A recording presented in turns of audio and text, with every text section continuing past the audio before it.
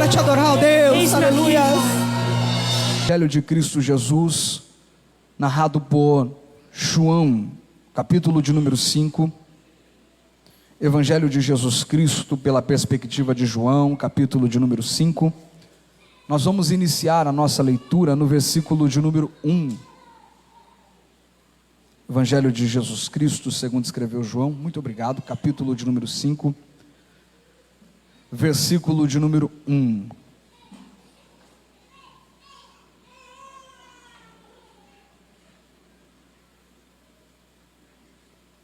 Os que encontraram, por gentileza, digam: eu vou para o céu. Quem não encontrou, diga: eu também vou. Então eu espero você encontrar. É bem simples, para ficar mais fácil.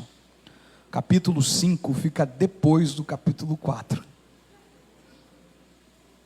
Para de graça, pastor. É o quarto evangelho da Bíblia, quarto evangelho do Novo Testamento. Capítulo 5, versículo 1 diz assim a palavra de Deus: passadas estas coisas, havia uma festa dos judeus e Jesus subiu para Jerusalém. Ora, existe ali junto à porta das ovelhas um tanque chamado em hebraico Betesda, o qual tem 5 pavilhões ou 5 alpendres. Neste jazia uma multidão de enfermos, cegos, coxos, paralíticos. Esperavam que as águas se movimentassem, porque um anjo descia em certo tempo, agitando-a, e o primeiro que entrava no tanque, uma vez que a água estava agitada, sarava de qualquer doença que tivesse. Estava ali um homem enfermo, havia 38 anos. Jesus, vendo-o deitado e sabendo que estava assim havia muito tempo, perguntou-lhe: queres ser curado? Respondeu-lhe o enfermo: Senhor, não tenho ninguém que me ponha no tanque quando a água é agitada, pois enquanto eu vou, desce outro antes de mim. Então lhe disse Jesus: levanta-te, toma tua cama e anda. Imediatamente o homem se viu curado, e tomando o leito, pôs-se a andar. Quantos podem dizer amém por essa palavra? Antes que você se assente, se isso não lhe incomodar, eu prometo que talvez não farei isso de volta. Se você não se sentir constrangido, não quero ferir a sua liturgia de culto, eu gostaria de pedir que você olhasse para quem está do seu lado, à sua direita, à sua esquerda, escolha alguém, olhe bem nos olhos dessa pessoa, e se possível, faça aquele olhar de profeta. Eu sei que tem profeta aqui em Pontal, e vocês sabem do que eu estou dizendo. Sabe aquele olhar que a gente ficava com medo quando chegava na igreja e via uma irmã olhando para a gente com um coquinho na cabeça? Sabe aquele olhar? Faz olhar de profeta para ele, de profeta para ela, e se tiver autoridade vai fazer dedo de profeta, aponta o dedo para ele, porque na igreja é o único lugar que a gente pode apontar o dedo para alguém e não ser indelicado. Aponta o dedo para ela, você vai perceber que tem autoridade sobre a tua vida. Você acredita nisso? Olha para ele então, aponta o dedo para ele, aponta o dedo para ela, olha bem nos olhos dele e diz: pode se assentar.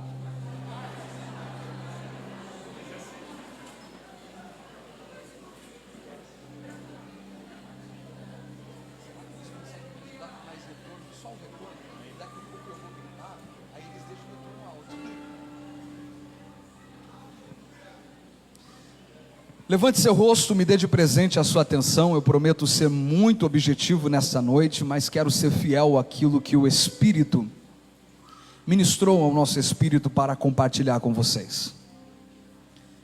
Todas as vezes que nós olhamos para a nossa cultura, percebemos de forma muito clara a intensa influência que o mundo do Oriente exerce sobre o Ocidente.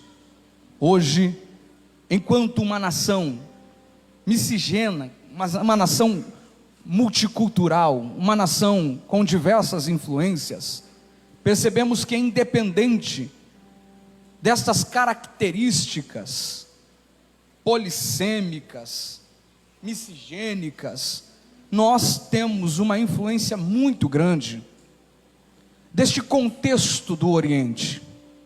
Somos hoje uma nação tradicionalmente judaica cristã. Mais do que isso, todas as vezes que olhamos para o mundo, percebemos que do Oriente as maiores influências surgiram para direcionar povos, tribos, etnias, culturas que exerceram significativa influência, mais distantes de suas bases, de suas origens, reverberam até hoje o seu poder. Quando olhamos para a história, nós descobrimos isso de forma muito clara. O Oriente é o palco, o coração de grandes tradições que nós carregamos hoje, muitas vezes sem entender o porquê fazemos. Olhando para isso, através das lentes do cristianismo, descobrimos que, no período em que Cristo se manifesta, um período de influência significativa para o mundo, Paulo particularmente chama de plenitude, existiam pelo menos 3 influências para todo o globo terrestre. Uma influência diretamente vinculada à linguagem, à fala, à conversação, e por isso, modificar o pensamento. Afinal de contas, nosso pensamento é construído pela nossa linguagem. O ambiente que Paulo chama de plenitude dos tempos recebia a influência desta linguagem, desta cultura, desta forma de pensar, que historicamente nós vamos conhecer como grega, helenística. Uma cultura helenizada, onde o idioma comum de conversa para todas as rotas de comércio era o grego. Com isso, o pensamento helenizado fazia parte da cultura, fazia parte desta influência tão intensa, a ponto de, mesmo a Grécia, tendo sucumbido nas mãos do Império Romano, o Império Romano consegue implantar o seu modo de pensar. E é por isso que nós vamos conhecer os impérios, o Império Grego-Romano, pois Roma dominava, mas o pensamento grego. Roma regia, mas o pensamento, logo a gente descobre uma segunda influência dentro deste contexto que Paulo chama de plenitude dos tempos, a influência política de regência social, monárquica, do imperador, a influência da força, do poder, da autoridade deste Império Romano, que diferente dos seus antecessores, como a Síria, como os impérios Medo e Persa, que quando regiam o monopólio do poder nos seus tempos, destruíam povos que venciam. Diferente deles, Roma vem com outra cultura. Não vamos destruir aqueles que nós vencemos, vamos trazê-los para nós, colocá-los sobre o nosso jugo, sobre a nossa capacidade de regência, e eles servirão de força para nós. É isso que acontece com Israel, Jerusalém, o Reino do Sul. Eles recebem um representante do império, um cônsul, um governador, para reger aquela cidade, e dão àquela cidade a liberdade de continuar as suas vidas de forma natural. Mais do que isso, eles vão investir na cultura, e é por isso que nós vamos conhecer o terceiro templo, o templo de Herodes. É assustador quando nós pensamos que este templo vai ser chamado Templo de Herodes, uma vez que quem regia era Roma e fazia de Jerusalém seus escravos de forma subjetiva. Porém, quando entendemos esta dinâmica de regência, fica fácil entender, compreender, absorver a ideia de um imperador em investir na cultura, porque fazendo isso, ele carregava o povo em sua mão. A segunda influência era a influência do poder romano. O poder romano que trouxe paz, porém paz fundamentada na força, na violência e no silêncio, a Pax Romana.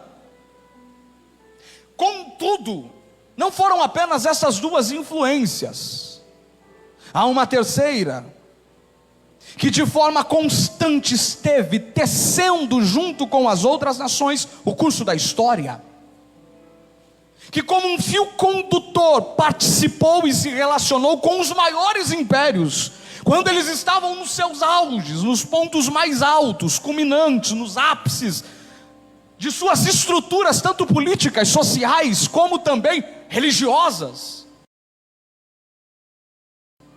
Da história, exercendo influência sobre estes povos, pode ser encontrada aqui no Novo Testamento como a influência espiritual, ou a influência religiosa, como prefira, que era exercida por um povo que como origem recebeu o apelido de piolho, desprezado, pequeno, nômades que percorriam de terras em terras, tiveram em seu desprezado, humilhado, o desprazer de sofrer as angústias, pelo menos 2 vezes, sendo tirados da sua terra, mas escolhidos por Deus para exercer influência no mundo. Um povo que Deus traz à existência do nada.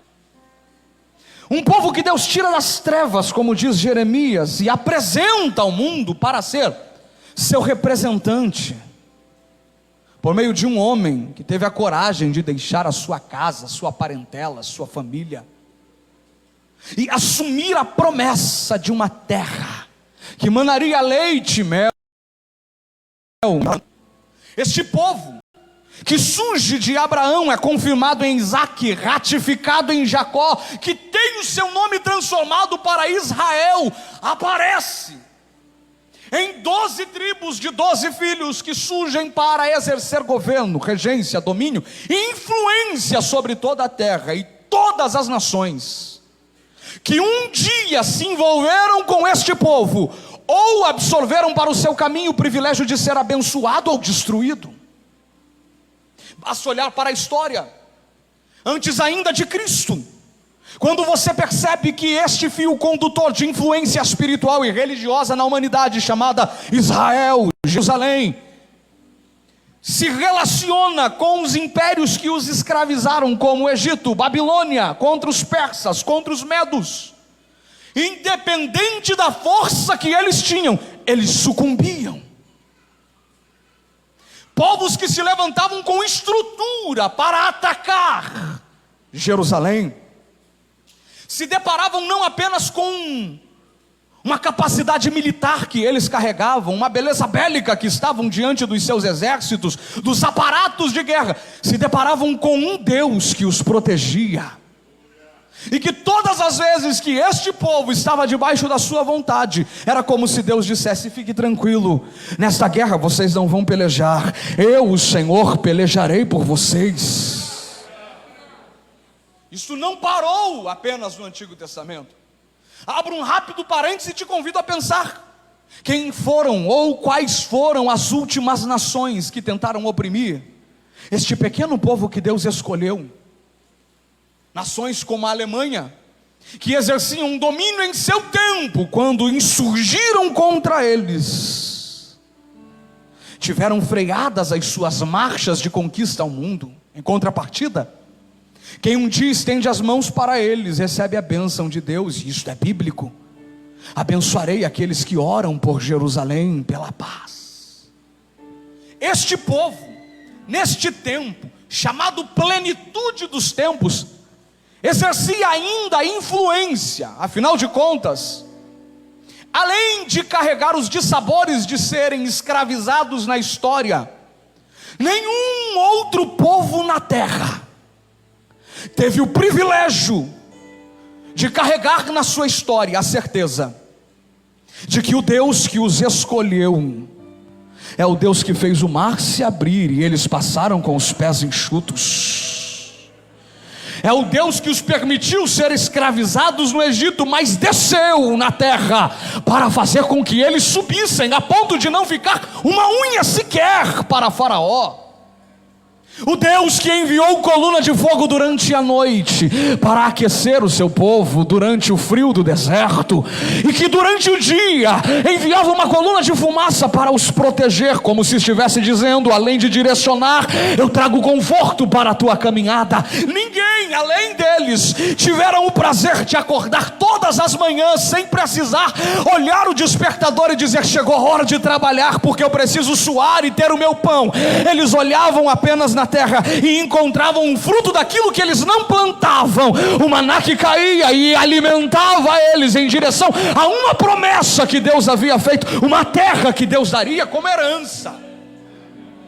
Ou algum outro povo teve o prazer de ver rocha vertendo água, água amarga se tornar doce, ver a glória de Deus no deserto? Alguém mais teve o privilégio de participar da cruzada de avivamento no deserto, onde o pregador era o próprio Deus? Eu duvido alguém que viu Deus decorando o ambiente do culto. Como assim? Eu vou começar a queimar uns gravetos aqui, a água vai começar a evaporar, vai ter fumaça, deixa eu decorar do meu jeito. Mais do que isso, tem jogo de luzes, trovões e relâmpagos ao redor do monte, e como todo culto pentecostal tem fogo, o monte começa a queimar, e quem prega é o próprio Deus. Fala para mim.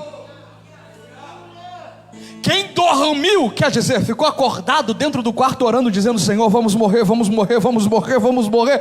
E quando abriu a janela de manhã, encontrou 185 mil soldados assassinados. E é como se perguntasse aos seus generais: vocês lutaram? Lutaram? Não, eu não dei ordem para lutar, então nós não lutamos. Quem fez isso?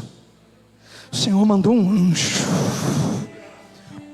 anjo, e visitou todos eles para mostrar que a vitória do povo de Deus. Que povo tem essa estrutura? Ninguém. Profetas que oravam e fogo do céu caía, profetas que contrariavam as leis da natureza. Afinal de contas, uma delas, a gravidade, rege todas as nossas vidas. Se você tentar pular talvez 4 metros, com a ajuda de alguma coisa, 2, 3, menos do que isso, você consegue. Mas profetas que diziam: o machado vai voltar, e o machado subia. Ninguém como eles. Este povo ainda influenciava. Mesmo que Jerusalém estivesse há 400 anos sem ouvir a voz de um profeta, com exceção de um louco dentro de uma capacidade de analisar naturalmente, que se vestia de pele, que comia gafanhoto e mel silvestre, além desta cana trilhada pelo vento, ninguém mais falava. Porém, ainda tinha uma história, e esta história é que atraía pessoas de todos os lugares, principalmente em períodos festivos. O mundo se concentrava na capital da religião. E qual era a capital da religião? Diga comigo: Jerusalém. Diga mais forte: Jerusalém. Os gregos dominavam o pensamento, os romanos dominavam o poder, pavimentaram todas as ruas, mas Jerusalém ainda influenciava, tanto religiosa como espiritualmente falando. E é aqui que eu chamo a tua atenção para entender o porquê nós estamos diante do capítulo de número 5 de João, onde Jesus, neste tempo chamado plenitude por Paulo, vai em direção a Jerusalém para participar de uma festa. Uma destas 7 estabelecidas no calendário festivo de judeus, das quais 3 eram indispensáveis, e esta era a maior, a festa da Páscoa. Jesus está indo para Jerusalém na festa da Páscoa. Para você entender, uma rápida comparação: 50 dias após a festa da Páscoa, tem a festa de... Quem lembra? A festa de Pentecostes. Lá em Atos capítulo 2, a festa de Pentecostes vai ter 14 nações ouvindo a igreja falar das grandezas de Deus. Se a festa de Pentecostes, que não era maior, tinha 14 nações, imagine como era a festa da Páscoa. Era como se fosse aquele ambiente festivo que regia o mundo. O mundo do Oriente se movia. Dentro da tradição judaica havia uma espera, uma expectativa muito grande. É como a gente, quando era criança, adolescente, e entrava no mês do congresso. Eu não sei aqui, mas pelo menos lá em Curitiba, eu lembro da nossa expectativa, da realidade. É o hino que a gente vai cantar, é o uniforme que a gente vai escolher. E aqui também talvez acontecia a briga pelo uniforme, a briga pelo hino. Tudo isso marcava a nossa festa. E quando a gente chegava na mesma igreja, no mesmo culto, no mesmo banco, na mesma estrutura, com o mesmo pastor, com os mesmos pregadores, a gente não sentia as mesmas coisas, era algo diferente. Você vem no culto na quarta, mas sexta é a sexta do congresso, já chegava com uma alegria no coração, era um entusiasmo. Eu não sei se é assim também com você, mas era algo que nos marcava. Imagina se a gente só está vindo para a igreja para comemorar mais um ano do conjunto e já se sentir assim. Quem dirá um judeu que está indo para Jerusalém para comemorar o dia que Deus os tirou do Egito e os levou em direção a uma terra que estava limitada pelas muralhas, mas que sem eles precisarem se estruturar dentro das suas capacidades de engenho, apenas marchar e cantar, viram essa muralha cair, essa muralha sucumbir. Imagine a alegria. Povos de todas as terras, judeus de todos os ambientes saíam e cantavam em direção a Jerusalém, em direção à terra de uma promessa, com cânticos. Se você desfrutar o privilégio de ouvir ou ler o livro dos Salmos, você vai perceber que muitos destes cânticos eram entoados durante as peregrinações, como se fossem cânticos de romagem, porque a alegria era única. É nesta festa que Jesus está indo. Só que antes de ir para esta festa, como um bom judeu que o é, a Bíblia vai dizer que Jesus muda o itinerário do seu percurso. Antes de ir para o templo, ele resolve entrar em um lugar que em hebraico se chamava Betesda. Diga comigo, Betesda. Diga mais forte, Betesda. O que nos chama a atenção, André, é que mais uma vez Jesus está rompendo os padrões do seu tempo. Se tinha alguém que era especialista em romper as tradições dogmáticas do seu tempo, este alguém era Jesus. E era isso que deixava os religiosos enfurecidos. Como assim? Os teus discípulos não lavam a mão. Como assim? O Senhor está curando no sábado. De que forma o Senhor entra e deixa que uma prostituta toque nos seus pés? De que maneira o Senhor vai jantar, se alimentar com os publicanos? Como o Senhor faz isso? Mais uma vez Jesus faz isso, mostrando que o padrão das suas motivações não era o tradicionalismo religioso, e sim o amor que estava dentro do seu coração.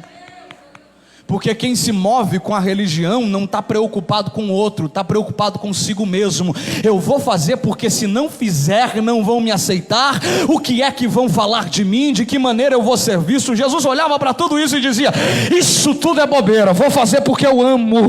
Então, independente do que pensam de mim, eu digo para quem tem doenças, mesmo que seja no sábado, seja curado. Você pode levantar e andar. Eu digo para quem está desprezado e perdido, pode adorar, adore. Mesmo que alguém questione, o Senhor não conhece ela, não interessa.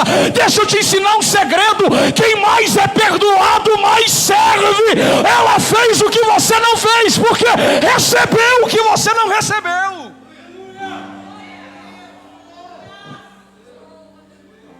É esse Jesus que entra aqui em Betesda. O que era Betesda, André? Um esconderijo de problemas. Diga para quem está do teu lado, eu sei que está calor e a gente já vai começar a entender o que Deus está fazendo. Diga para quem está do teu lado: Betesda é um esconderijo de problemas.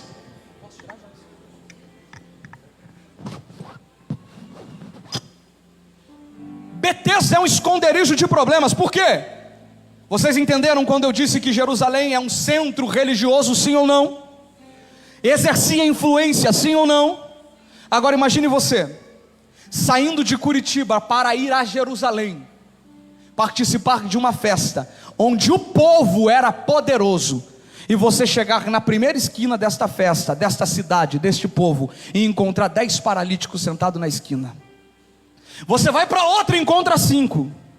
Você vai para outra e encontra gente caminhando, sem enxergar. Gente que possui as suas debilidades com as mãos ressequidas. Gente com todo tipo de doença, com exceção de leprosos, porque estavam tirados de Jerusalém. Gente com problemas psiquiátricos, mentais, endemoniados. Aquela construção que você tinha de um povo poderoso cai por terra, sim ou não? Eu estou em um lugar onde Deus opera milagres. E como é que essa cidade onde Deus opera milagres está cheio de pessoas doentes? Uma estratégia foi elaborada.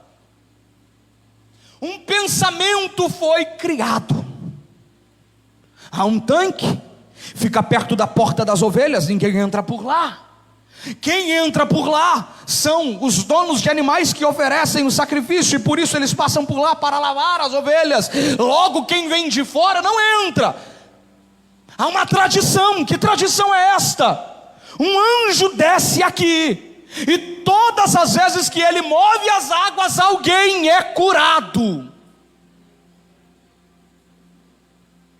Essa tradição é difundida por todas as ruas de Jerusalém. E aonde ouviu, aonde chegou esta convicção, e este alguém que ouve e recebe é doente, surge uma esperança. Há uma esperança para o meu problema. Ao invés de ficar nas esquinas de Jerusalém, para onde eu vou? Para Betesda, com uma expectativa gigantesca. Qual é? De ver as águas se movendo. Eu vou para Betesda e lá eu vou ficar, porque de lá pode vir uma cura para a minha vida. Consequência, todos os doentes saíam das esquinas e iam para onde? Betesda. É por isso que a Bíblia vai dizer que lá havia uma multidão de enfermos. E o que eles faziam, pastor? Esperavam apenas o movimento das águas.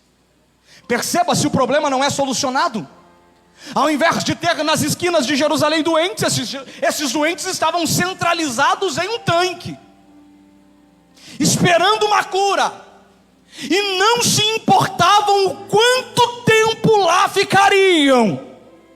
A única coisa que eles carregavam como esperança era ter o privilégio de ver as águas se movendo e eles pulando nelas para serem curados.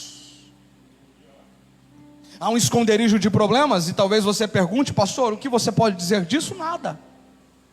Afinal de contas, nós somos especialistas em criar esconderijos na nossa alma, para esconder os nossos problemas, que na maioria das vezes ofuscam as nossas identidades criadas, principalmente nós, assembleianos.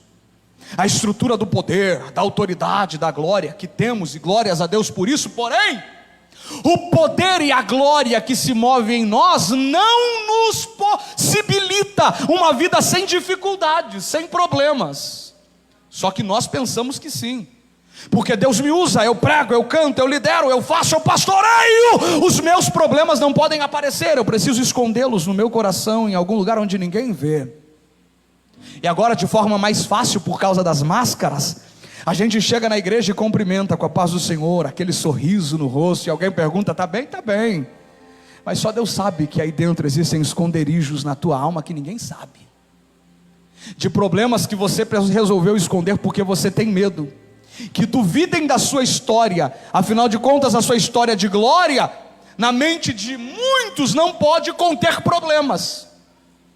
Mas eu e você sabemos que tem, e que estão aqui, e na maioria das vezes aparecem à noite, antes da gente dormir, quando a gente dobra o joelho, ninguém está vendo, que a gente abre o coração e fala: Senhor, eu preciso de ajuda para resolver isso. Eu preciso de ajuda para saber lidar com traumas, com problemas, com feridas na alma que estão escondidas. e que por causa da tradição não podem ser expostas. Ai de você, se falar que está sofrendo por um trauma no seu coração, alguma coisa está errado. Você não orou, não leu a Bíblia, não jejuou. Quem foi que disse que nós estamos isentos destes problemas? Nos tornamos peritos em escondê-los. Só que o texto nos mostra que num ambiente de festa, Jesus, antes de festejar, resolveu visitar o lugar de problemas. Eu sei que você entendeu, eu só vou falar de volta para você dar um glória. A gente sempre diz, né, presbítero Modelo, você não entendeu, eu vou repetir. Não, eu sei que você entendeu. Deixa eu reforçar essa mensagem na sua mente. Antes de Jesus entrar na festa, ele resolveu o problema de alguém. Por que, André? Porque diferente de quem vê o lado de fora, Jesus conhece o lado de dentro, e ele sabe muito bem aonde estão os esconderijos da tua alma. Jesus sabia, Jerusalém é o lugar de festa, só que antes de festejar eu preciso entrar neste esconderijo de problemas, porque eu não festejo sem antes solucionar a dificuldade. Sabe o que Deus está liberando para alguém aqui essa noite? Aquilo que você conseguiu disfarçar durante muito tempo, Jesus conhece. Aquilo que você não mostra para quem está do teu lado, aquilo que você não fala para quem te lidera, te pastoreia, aquilo que você disfarça com o teu belo sorriso, Jesus conhece mais do que conhecer.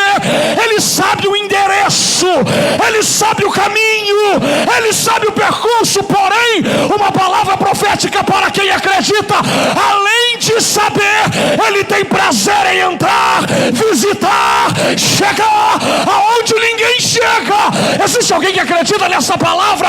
Levante uma de suas mãos e por alguns segundos celebre uma palavra de gratidão a Deus. Ele está visitando alguém nesta noite. Eu vou deixar você adorar, depois eu continuo.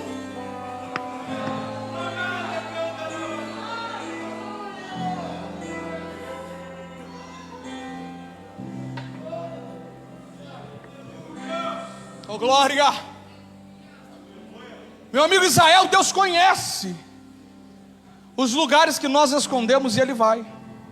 Ele é o único que tem prazer de entrar. Satanás procura, e se tem alguém que procura esses esconderijos é o diabo, porque quando ele encontra, o prazer dele é expor, apontar, ferir, jogar na tua cara, e mais do que isso, não necessariamente tornar público, mas quando ele encontra, é em cultos como esse, que você entra aqui para adorar, que ele sopra no teu ouvido: vai levantar a mão para adorar, sendo que tem esse problema aí dentro? Vai mergulhar mesmo na presença de Deus? Você não tem dignidade para isso. Você errou durante a semana. Eu vi esse esconderijo aí na tua alma de fraquezas e falhas. Eu sei o que você tem feito. E o pior de tudo é que às vezes a gente ouve o que o diabo diz e não mergulha naquilo que Deus está trazendo. Por que, André? Porque a gente acredita que presença de Deus, glória de Deus, unção de Deus é mérito da gente. A gente acredita que a gente está aqui por mérito, que a gente recebe por mérito, e quando a gente pensa isso, a gente se afasta de tudo aquilo que a gente não merece. Porém, a gente precisa entender que culto, igreja, glória, unção, poder, a presença do Espírito Santo, o oceano que está entre nós, está sujeito a nós, no sentido de podermos nós nele mergulhar e dele desfrutar. Não é resultado do mérito que a gente tem, muito pelo contrário. O diabo diz: você não merece. O que temos que dizer é: você está certo, eu sou limitado, fraco, falho, pecador, só que a graça dele me envolveu. Jesus olhou para mim do jeito que eu sou e disse: calma, filho, a minha graça te basta, porque eu não te escolho por quem você foi, nem quem é. A minha graça vai te transformar. Então mergulhe aqui, porque eu sei quem você vai ser amanhã. Existe alguém que acredita nessa palavra? Feche os seus olhos, eu preciso liberar uma palavra para alguém aqui. Tem gente que entrou aqui: eu tenho tanta coisa para falar, gente, mas eu não posso continuar sem antes Deus liberar através da minha boca uma palavra para você. Tem gente que entrou aqui sob os intensos ataques do diabo. Só Deus sabe como você foi atacado. atacado, Deus acompanhou a tua temporada. Deus sabe como os teus pés se afrouxaram, resbalaram e quase escorregaram. Deus sabe dos teus erros. E mais do que isso, Deus sabe que tem gente que tem vivido uma vida cíclica há algum tempo dessa mesma forma. Até começa a caminhar, até começa a orar, até acredita na mudança, de repente cai de novo, desanima, para. E o diabo dizendo para você: essa é a tua vida, essa é a forma que você vai viver o resto da tua história, dos teus dias. Deus te trouxe aqui hoje para te dizer: chegou o dia de mudar este ciclo de fracasso, porque eu sim conheço os teus passos, a tua estrutura, e quando te escolhi sabia de todas as tuas fraquezas. Alaia céu e de camandaraia, uribicaia mandorécia. Tem gente aqui que não tem ideia do tamanho do ministério que está estampado na tua cabeça, e o diabo está te fazendo acreditar que Deus não vai te fazer viver nada. Hoje a mentira do diabo cai por terra. Tu estás derrotado, Satanás. A graça de Deus começa a levantar gente em Pontal do Paraná. Quem acredita? Quem acredita? Levante as suas mãos aos céus, em nome de Jesus. Comece a receber esta graça agora. Agora. Eu vou deixar você adorar. Eu vou deixar você adorar.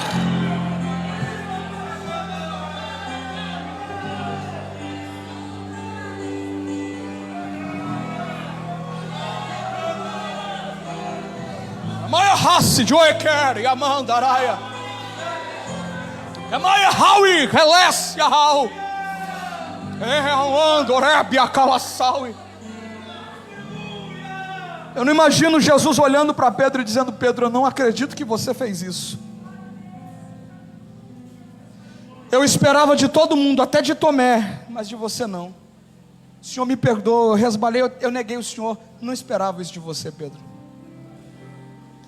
Podia ser Tomé, podia ser Levi, Mateus, publicano, podia ser ele, mas você, Pedro, eu não vou nem conversar mais contigo porque você me frustrou. Eu não imagino Jesus fazendo isso, até porque a Bíblia não me permite imaginar aquilo que ela torna claro, e o que ela me mostra é Jesus olhando: eu te conheço, eu sei que você vai me negar 3 vezes, e aí, Senhor, eu não vou fazer. Vai, mas fica tranquilo, porque da mesma forma que eu sei que você erra, eu sei que lá na frente o teu coração ainda vai carregar amor por mim. Eu vou te encontrar, e quando eu te encontrar, eu não vou levar em consideração o que você fez de errado. A única pergunta que eu vou fazer é: tu me amas? Porque na minha obra o que importa não são as tuas limitações. Afinal de contas, Paulo explica que o poder de Deus se aperfeiçoa na nossa fraqueza.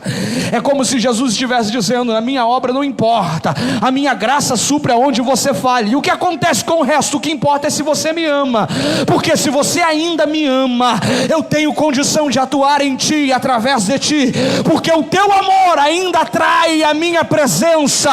Tu me amas, te amo. Eu ainda choro quando eu ouço um louvor como esse. Eu ainda sinto meu corpo arrepiar quando o Senhor fala comigo. Meu coração bate mais forte quando eu entro na igreja. Quando eu vejo alguém pulando, eu ainda me alegro e digo: Deus, eu ainda gosto disso. Se tu me amas ainda, descansa. O ministério está de pé, a chamada está de pé. O Senhor vai te usar.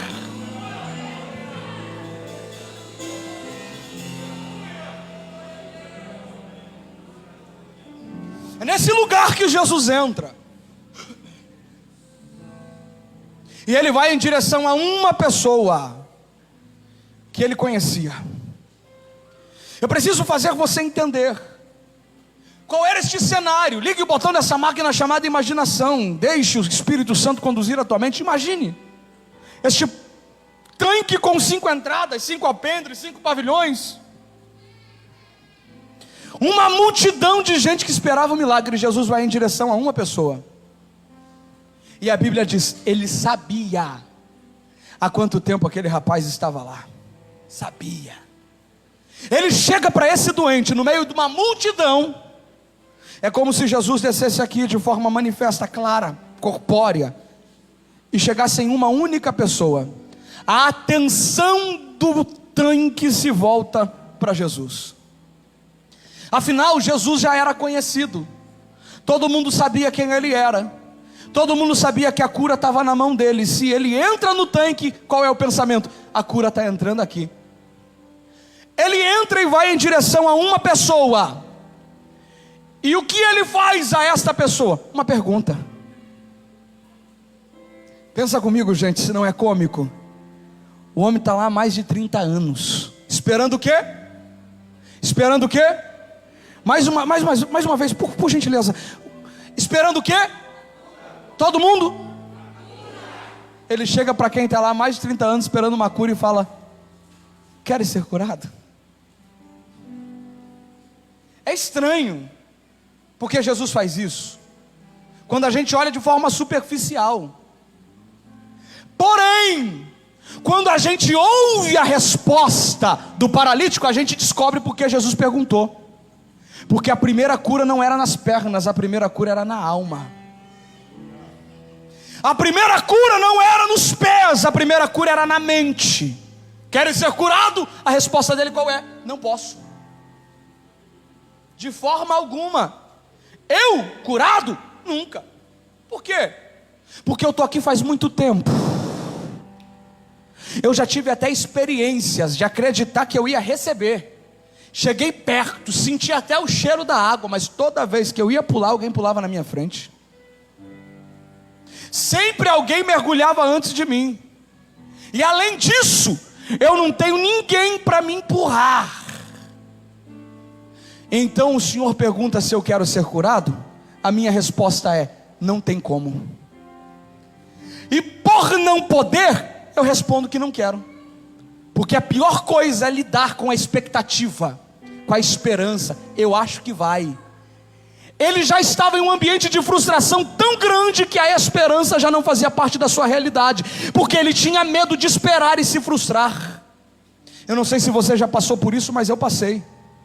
De um dia acreditar que receberia algo e estava sonhando com aquilo, alguém chega e fala: não vai receber. É a pior coisa, e quem vive isso com frequência vai se tornando cada vez mais fechada. Não deu certo uma vez, não deu certo outra vez, não deu certo a terceira. O que eu faço? Eu me fecho. E passo a me fechar como um mecanismo de defesa, minha proteção, porque eu já abri meu coração e me feri. Então ao invés de acreditar, eu prefiro responder: não quero. Sem perceber, a gente faz isso com os nossos relacionamentos. Perceba que pessoas amargas, pessoas ácidas são, na maioria das vezes, pessoas que se frustraram com alguém. Pessoas que têm dificuldade de se relacionar com liderança, com pessoas, são pessoas que foram feridos por pessoas. Pessoas que foram machucadas por pessoas. E o pior de tudo é que na maioria das vezes a gente julga quem não sabe lidar com o outro pelo que ele faz e não pelo que ele viveu. É muito fácil apontar o porquê ele é amargo, porque ela é amarga, porque ele faz isso, porque ela faz aquilo. É muito fácil a gente criticar o seu defeito, porque o seu defeito é exposto. A gente não para pensar o como foi que você chegou a isso, porque você não nasceu desse jeito. Foi um curso histórico que te fez ser a quem é. O fruto de experiências, tanto de conquista como de frustração. A decepção de estar inserido em um ambiente muito similar ao tanque de Betesda. Afinal de contas, o tanque de Betesda é um retrato da nossa geração, onde o milagre não vem para todo mundo, onde o milagre não vem para todos, o milagre vem para quem tem mérito. O texto vai dizer que quem pulava primeiro recebia o milagre. O que a Bíblia está dizendo? Aquele que se esforça por merecer é o único que vai receber. Só que esse merecimento não era justo, era um merecimento injusto. E é por isso que o homem vai dizer: não tem ninguém que me empurre. Por quê? Pessoas ricas pagavam para ter alguém ao lado de seus filhos, doentes, enfermos.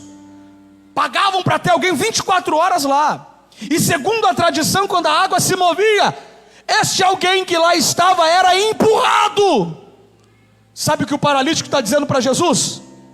Se tem que pular para receber o milagre, eu não posso, porque a minha estrutura de paralítico não me permite se movimentar com os pés, não posso pular.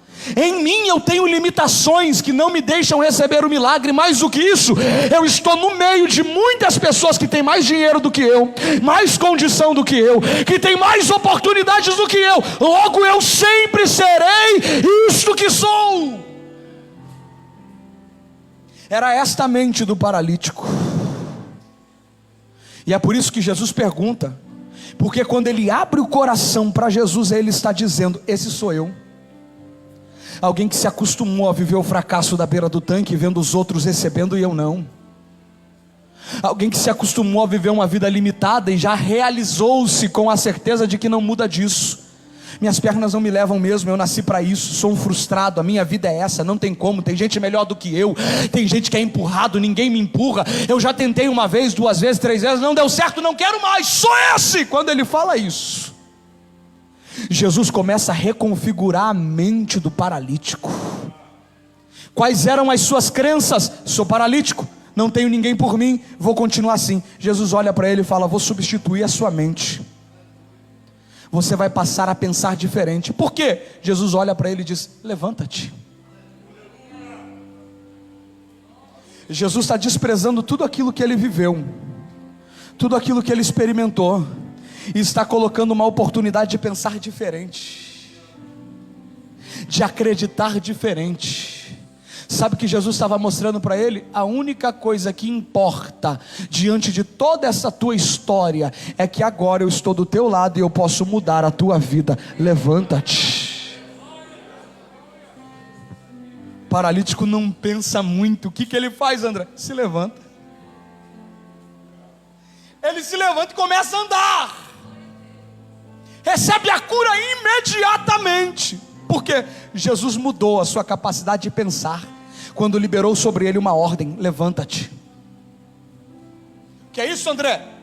É o que a maioria das vezes nós vivemos.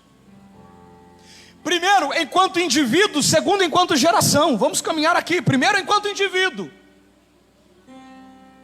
Tal como o paralítico, só que com uma diferença. O paralítico estava vendo Jesus e conversando com ele pela primeira vez.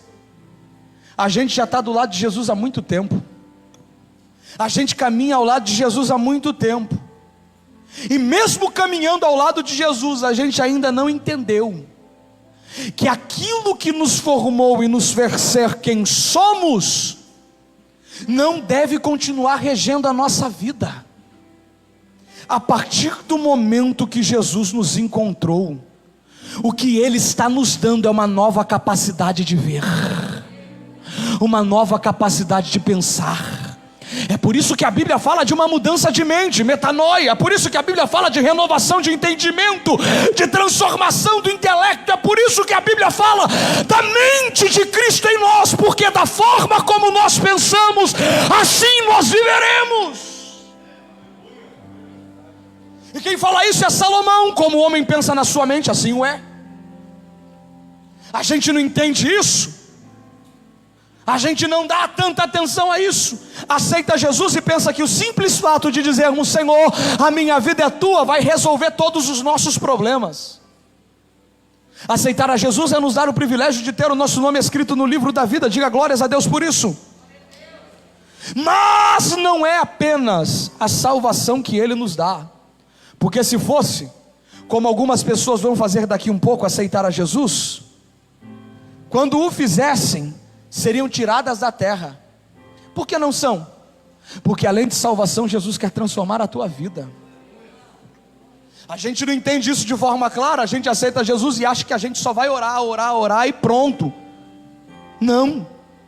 Além disso, há uma mudança que deve ser feita na nossa mente. Há uma mudança que deve ser feita no nosso coração. E a primeira verdade para essa transformação é que só seremos transformados se começarmos a ouvir o que Ele diz. Só seremos transformados se formos guiados pelo que Ele falou ao nosso respeito. E isso não é fácil. Isso não é simples. Porque para acreditar em alguém que olha para mim e diz: levanta-te, eu tenho que desprezar os mais de 30 anos que alguém olhou e disse: não vai. continua. A oportunidade é do outro, a felicidade é para o outro, a alegria é para o outro, o sucesso é para o outro. É uma mudança de mente com relação a nós mesmos. Afinal de contas, eu estou pregando para gente que carrega uma autoestima completamente ferida pelos fracassos da vida. Eu estou pregando para gente que nunca teve coragem de abrir o coração, mas sofreu abuso quando era criança, foi abusado na infância, foi desprezado e rejeitado pelo pai, pela mãe. E a gente chega na igreja e diz: aceitou Jesus, está pronto? Não está. Existe um caminho de transformação. Por quê, André? Porque senão a gente passa do lado de Jesus 30 anos com os mesmos problemas, com as mesmas dificuldades. É por isso que a gente encontra crentes na igreja, que estão há 20 anos na igreja, sofrendo com os mesmos traumas. Deus não é poderoso? É claro que é. E o poder dele se revela através da palavra. O difícil é que a gente não absorve.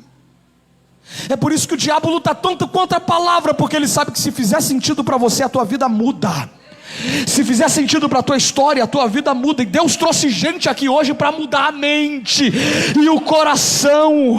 Deus sabe, meu raça, é Amai, assai, de o que? Amai, eu estou pregando para gente aqui que carrega uma autoestima baixa, porque a tua autoestima é resultado da tua autoimagem, é como você se vê. E a tua autoimagem é resultado do teu autoconceito, é como você se avalia. E a tua avaliação é fruto das tuas experiências, dos traumas que você sofreu, daquilo que alguém disse, não vai ser ninguém, vai continuar desse jeito, dos bloqueios que criaram na tua mente. Você nunca contou para ninguém, mas alguém olhou para você, alguém que você amava e disse: você é burra mesmo, nunca vai ser nada na vida, você é limitado mesmo, nunca vai ser ninguém. Alguém olhou para você quando você ainda estava sendo gerado no ventre da tua mãe, rapaz, e disse: vai ser cachaceiro que nem o pai. E você não percebe, mas carrega isso em você. Está do lado de Jesus e não acredita no que Jesus está dizendo, porque há traumas dentro do seu coração. Só que Deus te trouxe aqui hoje para olhar nos teus olhos e liberar um novo tempo para a tua vida. Alguém chegou aqui dizendo: eu não tenho como conseguir, eu não posso viver, eu não posso experimentar, estou fadado a este fracasso. Deus está dizendo: para. A única coisa que você precisa para começar a andar é saber que a única coisa que importa é quem está do teu lado, olhando para você e perguntando: queres ser curado? Queres ser curado? Alaia série de colamandas, Uribicaia mandaraia. Levante as suas mãos ao céu. Levante as suas mãos aos céus. Eu preciso liberar uma palavra. Tem gente aqui que não entendeu o porquê está tanto tempo na igreja e não viu aquilo que tanto sonhou. Alguém passou, experimentou, alguém chegou e viveu. Você não entendeu que você estava tanto tempo do lado de Jesus, olhando para Jesus e dizendo: Senhor, mas não tem como, Senhor, não tem jeito, a minha história de família é essa, meu pai viveu assim, minha avó viveu assim, essa é a nossa sentença, essa é a nossa vida. Deus está dizendo: para. Chegou a hora de entender que o que importa não é o ambiente, chegou a hora de entender que o que importa não é o espaço, chegou a hora de entender que o que importa não é o passado. Está do teu lado alguém que tem o poder de escrever o teu futuro. Aleluia. Oi, me calacé. Aleluia, que me andarai. Eu estou sentindo a glória nesta casa, eu estou sentindo a graça fluir entre nós.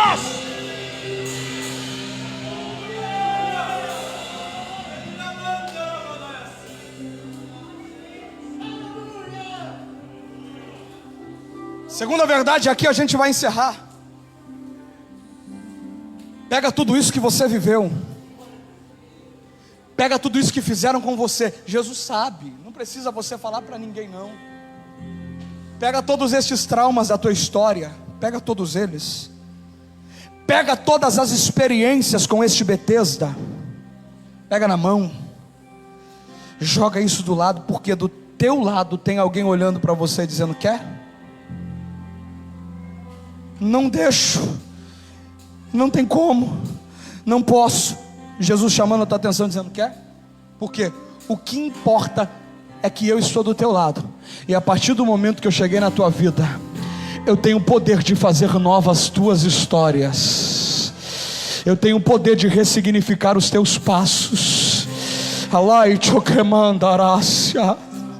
A gente precisa abandonar este mérito das nossas frustrações, e o pior de tudo é que a gente é fiel aos traumas. Meu pai sofreu assim, minha mãe sofreu assim, eu vou sofrer. Deus está dizendo: chegou a hora de romper com esta história de fidelidade aos traumas e os fracassos. Porque não foi porque o teu pai se frustrou no casamento e separou que o teu casamento vai acabar, não vai. Alguém do teu lado está dizendo: levanta-te, mas não tem como, não importa, levanta-te, eu tenho o poder de transformar.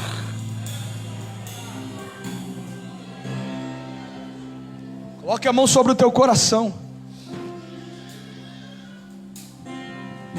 Deus começa a curar almas aqui agora. Eu entrei nessa igreja dominado pela graça de Deus, e hoje Deus está liberando cura para a alma de gente aqui. Não tem como a gente viver experiência sem estar curado primeiro. Jesus está curando a vida de alguém. Aquela sala mandorácia, você nunca vai ser ninguém, nunca vai entrar, nunca vai viver. Deus está jogando isso por terra agora, está te libertando. Você pode viver sim, porque você não é obrigado a ser o que falaram, mas você pode ser o que Deus está falando ao teu respeito. Deus está olhando para alguém dizendo: você pode ser sim um homem digno, uma mulher digna. Não é por causa dos seus trejeitos, das suas dificuldades, não. Você pode viver experiências sim, pode entrar na faculdade, pode ter um casamento feliz, pode ter uma boa casa, uma boa família, pode viver um lindo ministério, porque quem está te convidando é Deus. É Deus, é Deus. Deus está convidando alguém aqui agora. Alai do que me anda, Arácia, eu vou deixar você falar com Ele.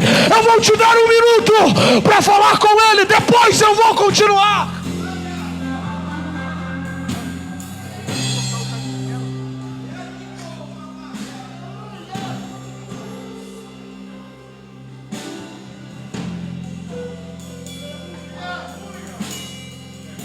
Aleluia, aleluia, aleluia.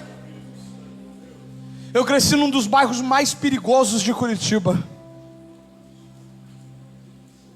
Eu cresci diante de muitas pessoas que tiveram as suas vidas ceifadas pela polícia, por bandidos, no meio de vários pontos de tráfico, em que alguém olhava e dizia: vai ser mais um. Em que alguém olhava e dizia: vai continuar aquilo que os amigos fazem. Só que dentro de casa eu tinha alguém que olhava e dizia: você é profeta, Deus te escolheu, Deus vai soprar o teu nome, você vai pregar o evangelho. Um dia eu cheguei na igreja, dobrei o joelho, Deus levantou alguém e falou: eu te escolhi para pregar a minha palavra, eu soprarei o teu nome nos 4 cantos dessa terra, eu te usarei para marcar uma geração. Eu tinha 2 modelos: o ambiente onde eu estava inserido e aquilo que alguém estava entregando a mim como uma mensagem de Deus. Eu tinha todos os motivos para justificar as minhas fraquezas hoje, porque enquanto adolescente era o pior, sem capacidade de se desenvolver nas salas de aula, tinha motivos para isso, de uma família simples. Só que eu resolvi acreditar naquilo que Deus um dia me disse. E quando eu tomei posse daquilo, um adolescente de 15 anos, eu comecei a mergulhar na palavra, viver uma vida de jejum, consagração. Alguém olhou para mim e disse: é fogo de palha, vai acabar. Eu poderia absorver aquilo e dizer: é verdade, é fogo de palha, deixa eu apagar este fogo. Só que eu sabia muito bem que eles estavam certos quanto à estrutura onde o fogo pegava. Só se esqueceram de que o fogo não era natural. Por quê, André? porque o fogo pode ser na palha, pode ser na sarça, pode ser aonde for, mas se vier do alto, queima e não apaga, queima e não se consome, queima e não sucumbe. Alguém olhou e disse: não tem como, André, ninguém vai te conhecer, essa é a igreja mais pequena do bairro, uma das igrejas mais distantes. Eu falei: eu não estou preocupado com isso, eu quero viver o que Deus me disse. Alguém falou: como é que você vai chegar? Não tem ninguém por você. Eu disse: não importa, o meu Deus ainda é o mesmo que pega no pasto e faz virar rei, pega na cisterna e faz virar governador. Enquanto alguém olhava para os contras, eu olhava para a palavra. Enquanto alguém duvidava, eu acreditava, até que Deus disse: se você acredita, é o que eu preciso. Recebe o que eu tenho para a tua vida, recebe a glória que eu te dou. Deus quer encher gente aqui hoje, Deus quer mudar histórias aqui hoje. Existe alguém que acredita nisso que eu estou pregando?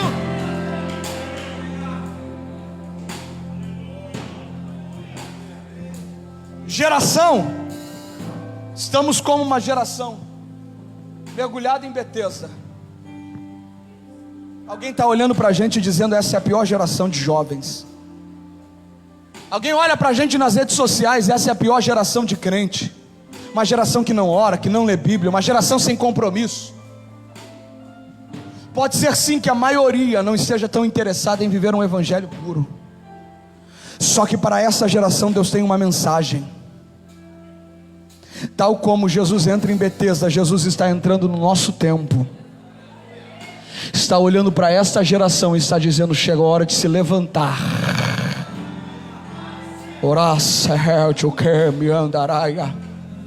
Alguém apontou o dedo para a gente dizendo que a gente seria a pior geração de crente, a geração mais fraca da história do evangelho. Só que Jesus está liberando uma palavra sobre o nosso tempo. Esta geração está se posicionando. Um grande avivamento romperá sobre o Brasil, e desta geração Deus está colocando jovens de pé hoje. Gente que está entendendo que não é da água que vem o milagre vem de Jesus. Gente que está entendendo que a única coisa que precisa não é de alguém para empurrar, alguém para chegar, é acreditar naquilo que Jesus está dizendo. Deus está gritando para essa geração: levanta-te. O mundo achou que a igreja ia sucumbir, o mundo achou que as portas da igreja iriam encerrar a história da fé. Alguém disse: a pandemia acaba com a igreja, a pandemia vai passar e a igreja está de pé. Alaia, Oribicai, Alamandorécia, levante as duas mãos aos céus, não deixe essa igreja em silêncio. Abra a boca, abra a boca, abra a boca, abra a boca para adorar, para adorar, para adorar, para adorar, para adorar, para adorar. Eu vou deixar você adorar a Ele por alguns segundos. Os que falam em línguas estranhas, fale em mistério com Deus, fale em mistério com Deus, fale em línguas com Ele. Eu vou deixar você adorar.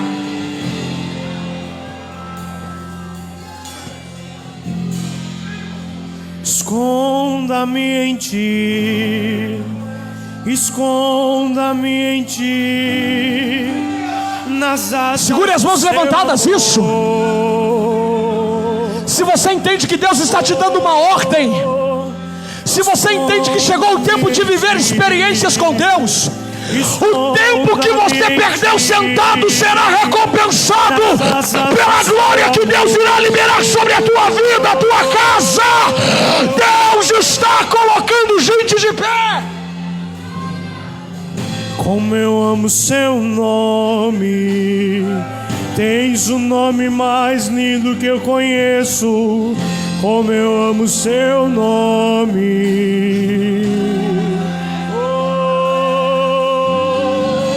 como eu amo seu nome, tens o nome mais lindo que eu conheço. Receba a glória dele. Como eu amo, receba a glória dele, receba a glória dele. Esconda-me em ti, esconda-me em ti, nas asas do seu amor.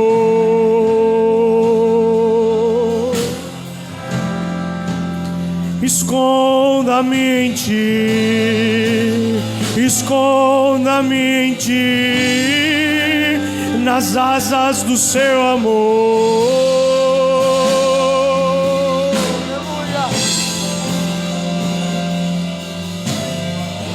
Como eu amo seu nome. Aleluia! Tens o nome mais lindo que eu conheço.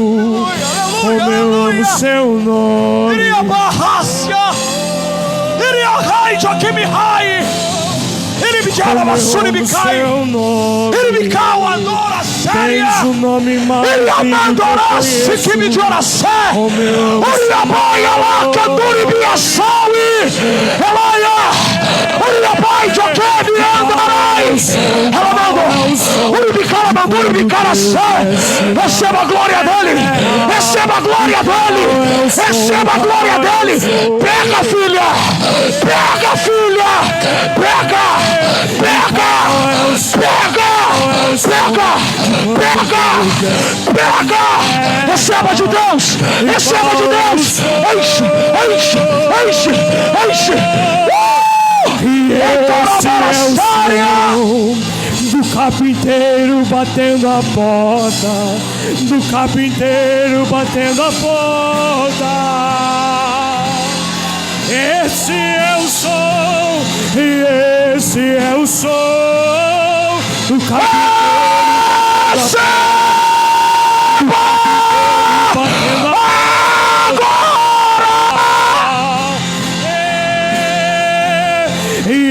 Esse é o som do carpinteiro arrumando a casa, do carpinteiro arrumando a casa.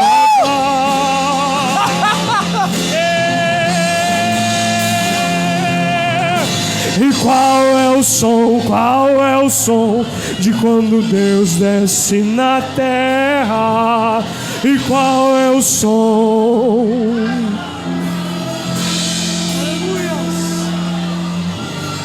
Qual é o som? Qual é o som de quando Deus desce na terra? Qual é o som? Deus está dando ordem para alguém aqui. Pregadores estão se colocando de pé nessa cidade. Uma geração que vai queimar em glória está se colocando de pé nesta cidade. Milagres acontecerão neste templo e essa casa ficará pequena.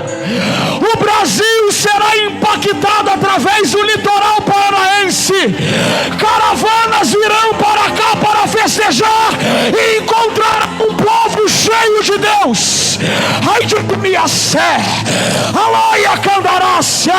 Gente do Paraná, do Brasil, vai sair de casa para vir encher a cara na praia e vai encontrar um crente cheio de Deus, cheio da glória, vai sair convertido.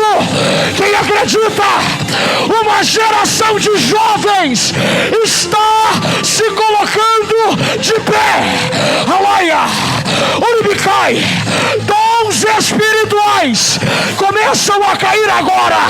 Quem crê, quem crê, quem crê, quem crê, começa a receber agora. A glória de Deus começa a encher jovens aqui. Receba, filha. Receba, filho, receba essa graça de Deus. Deus está levantando gente. Alai, Camandurácia, Urubicai. O Brasil saberá o que começa a acontecer aqui. Alamando quer e a sé. Receba essa graça de Deus. Quem acredita? Quem acredita? Abre a boca para adorar a Ele, para adorar a Ele. Eu preciso orar. Pastor.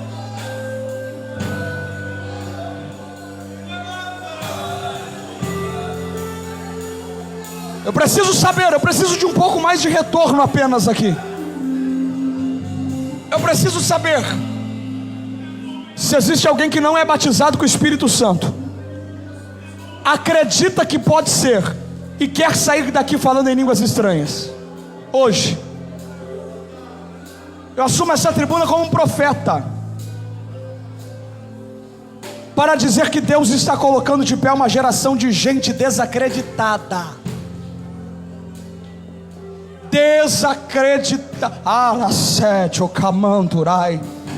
Vão olhar para você com a cama na cabeça e vão dizer: é ele, é ele mesmo, é ela, é, mas não era isso, mas não era aquilo, era. E por que está andando? É porque Jesus encontrou ela e disse para ela levantar. Mas e todos os problemas? Jesus não ligou para os problemas não, só falou anda. Ela andou, está andando, está correndo para cima e para baixo, pregando Cristo aonde entra, aonde chega. Deus vai levantar uma geração de improváveis. Aonde está você que acredita que Jesus pode te batizar e quer ser batizado com o Espírito Santo hoje? Fique de pé onde você está. Só quem quer ser batizado, fique de pé. Rápido!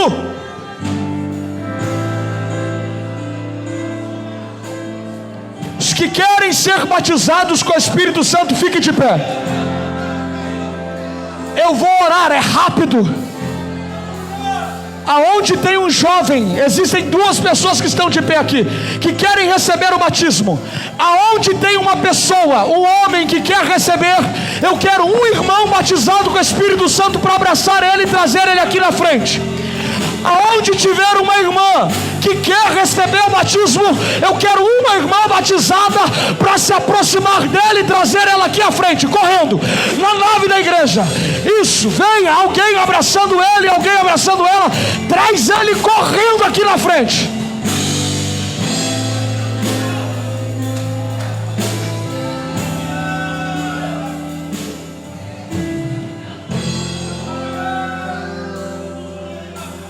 Uma irmã para abraçar aquela irmã, correndo, tragam aqui na frente.